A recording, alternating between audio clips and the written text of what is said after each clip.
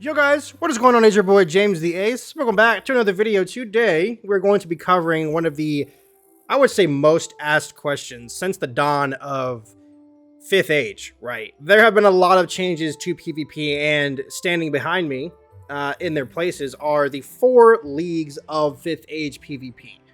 And a lot of people have been asking, which league is the best league of 5th Age PvP?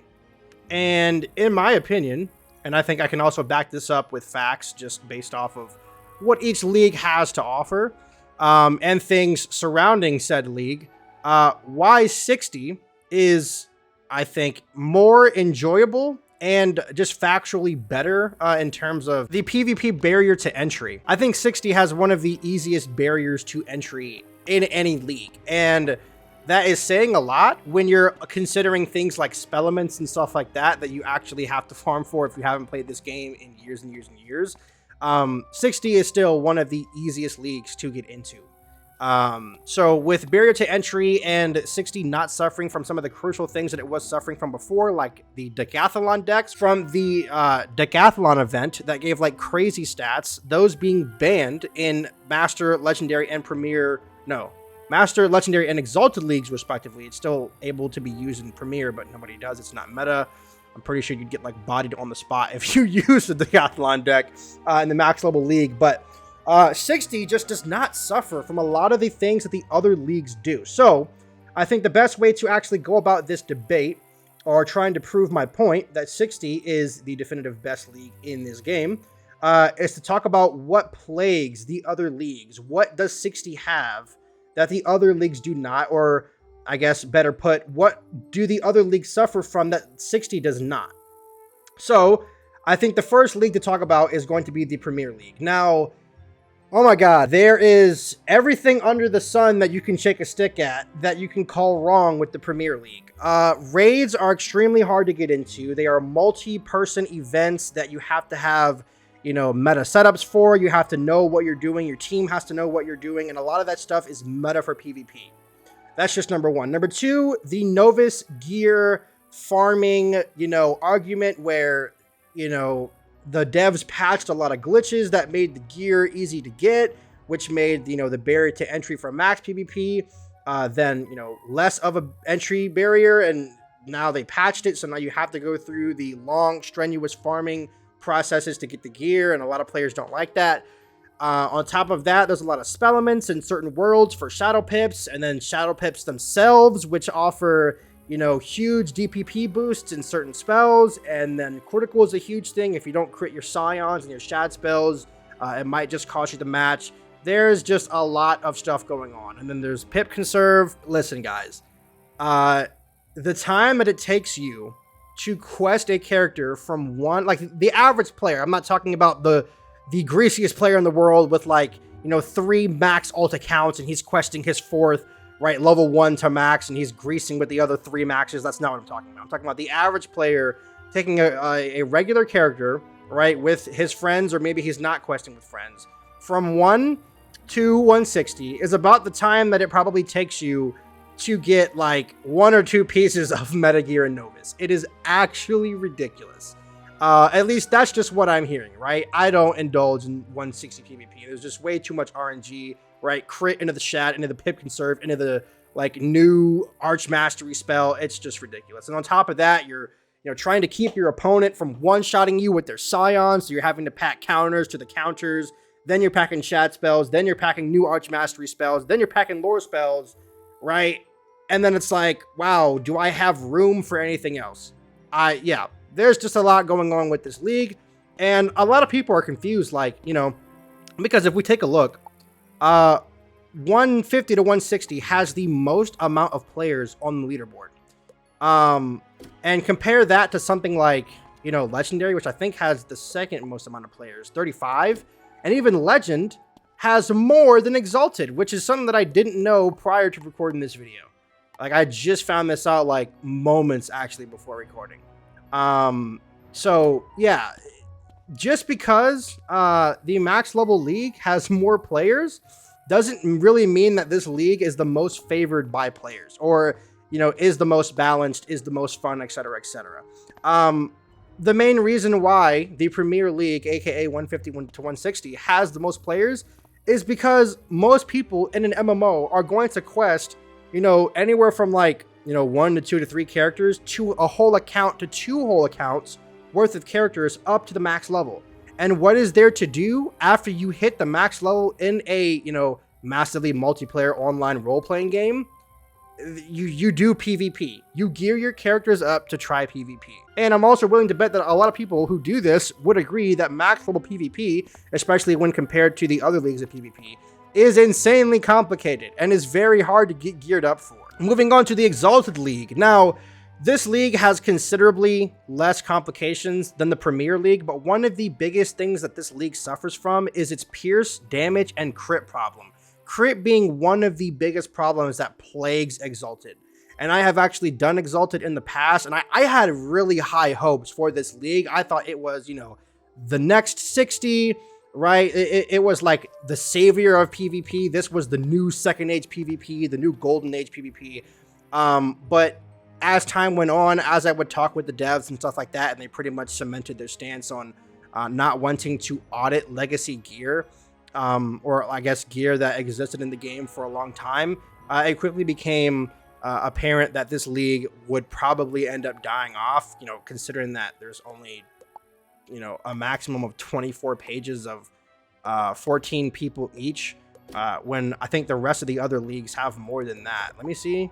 24 pages. Premier has more. We've confirmed that Legend has more. Does 50 have more? There's no way. Oh my god, 50 has more. Wow.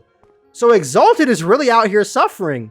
But yes, Exalted has crit problems. The multipliers or the crit scalers are absolutely ridiculous. Storm has anywhere from like 20 to 25 to even a Blades 30, right, percent, or I guess a pre-patch Blades worth.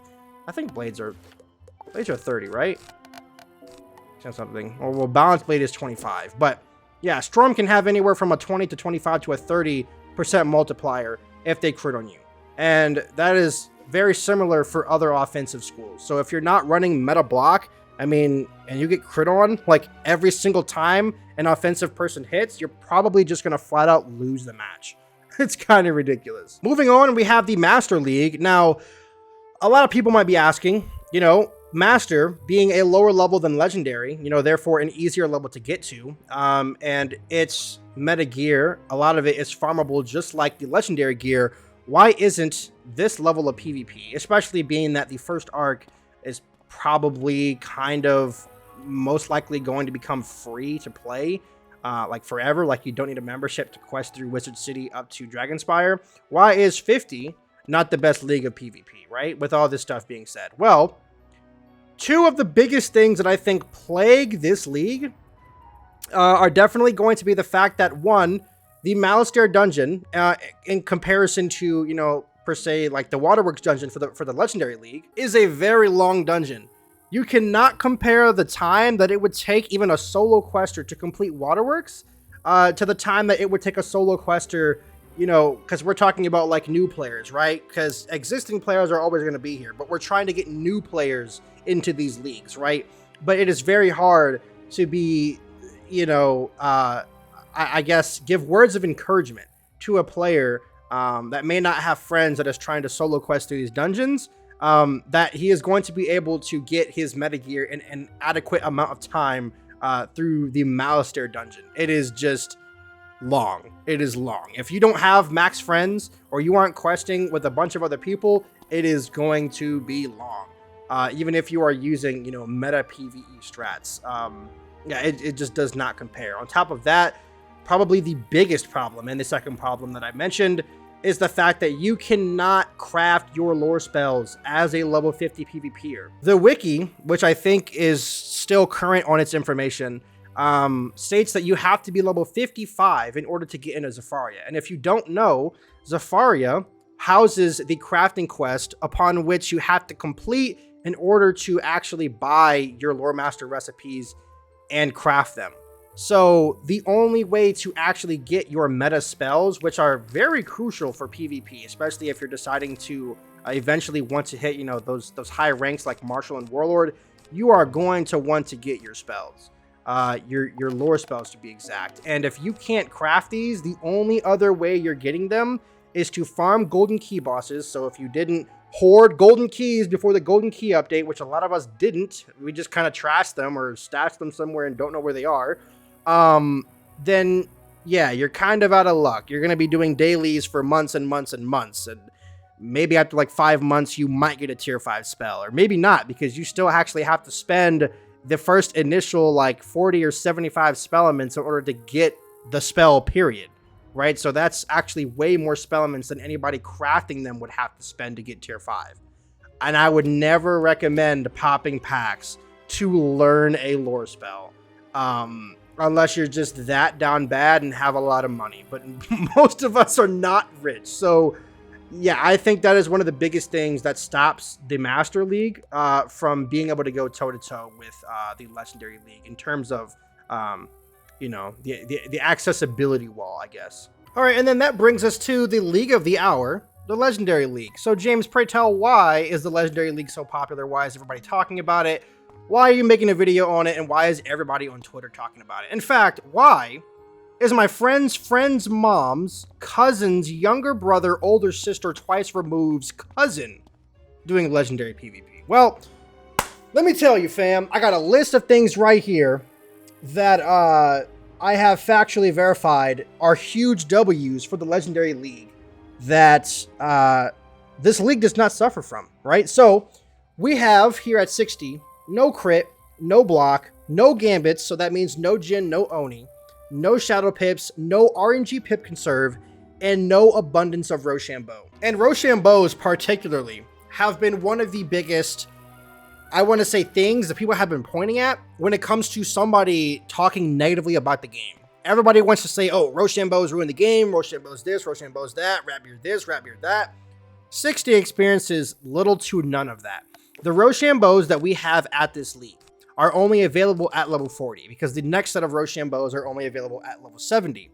And the Rochambeaus at this level do not serve a purpose of setting up gambits. There is no gambits, as I just said, right? So the only thing that these actually serve a purpose for is mitigating PvE silliness or stacking silliness. And what I mean by that is if someone is overtiming you, like, you know, like some overpowered fire strat, you can use meditation to get rid of it and heal off of it.